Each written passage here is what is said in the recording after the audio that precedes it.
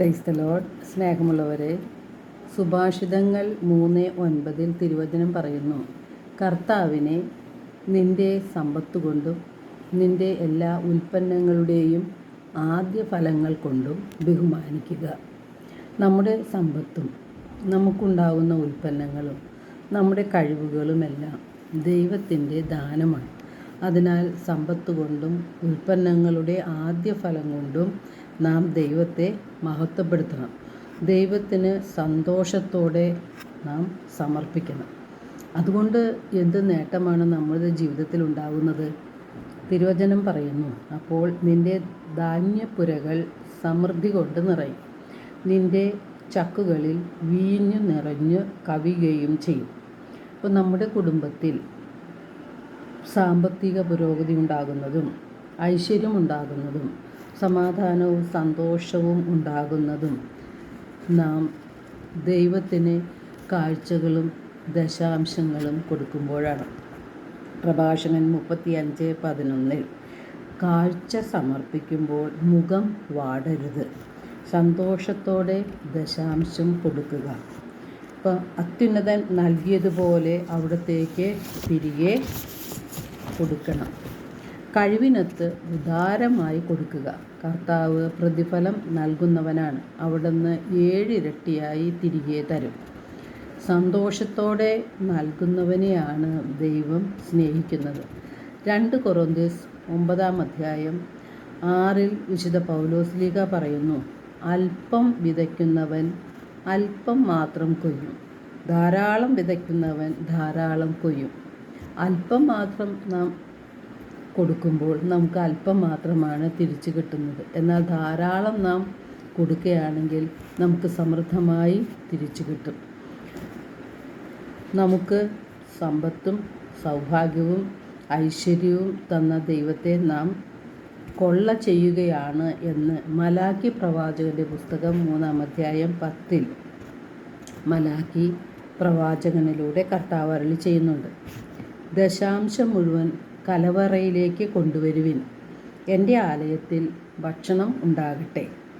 ഞാൻ നിങ്ങൾക്കായി സ്വർഗ കവാടങ്ങൾ തുറന്ന് അനുഗ്രഹം വർഷിക്കയില്ലേ എന്ന് നിങ്ങൾ പരീക്ഷിക്കുവിൻ. മലാക്കി 3:8 കർത്താവ് അരുളി ചെയ്യുന്നു, മനുഷ്യൻ ദൈവത്തെ കൊള്ളയടിക്കുമോ?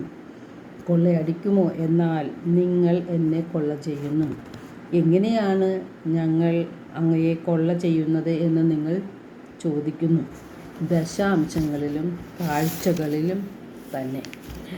ദശാംശം കൊടുക്കാതെയും അക്രമം കൊണ്ട് പിടിച്ചെടുത്തതും മുടന്തുള്ളതിനെയും രോഗം ബാധിച്ചതിനെയും കാഴ്ചയായി ദൈവത്തിന് സമർപ്പിച്ചുകൊണ്ടും മനുഷ്യർ ദൈവത്തെ കൊള്ളയടിക്കുകയാണ് ചെയ്യുന്നത്.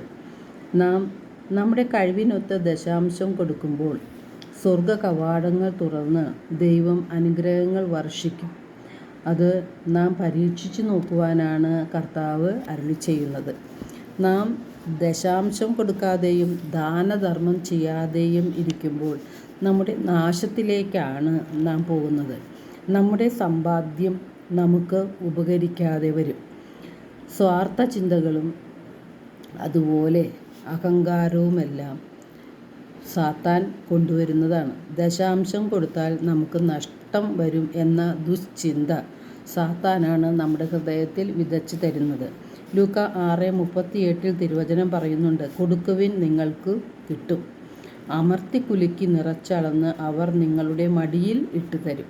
നിങ്ങൾ അളക്കുന്ന അളവ് കൊണ്ട് തന്നെ നിങ്ങൾക്കും അളന്ന് കിട്ടും. സുഭാഷിതം 19:17 തിരുവചനം പറയുന്നു, ദരിദ്രരോട് ദയ കാണിക്കുന്നവൻ കർത്താവിനാണ് കടം കൊടുക്കുന്നത്, അവിടുന്ന് കടം വീട്ടും. നാം ദാനധർമ്മം ചെയ്യുന്നതും പാവപ്പെട്ടവരെ സഹായിക്കുന്നതും സുവിശേഷ വേലയ്ക്കായി പണം കൊടുക്കുന്നതുമെല്ലാം ദൈവത്തിന് തന്നെയാണ് നാം കൊടുക്കുന്നത്.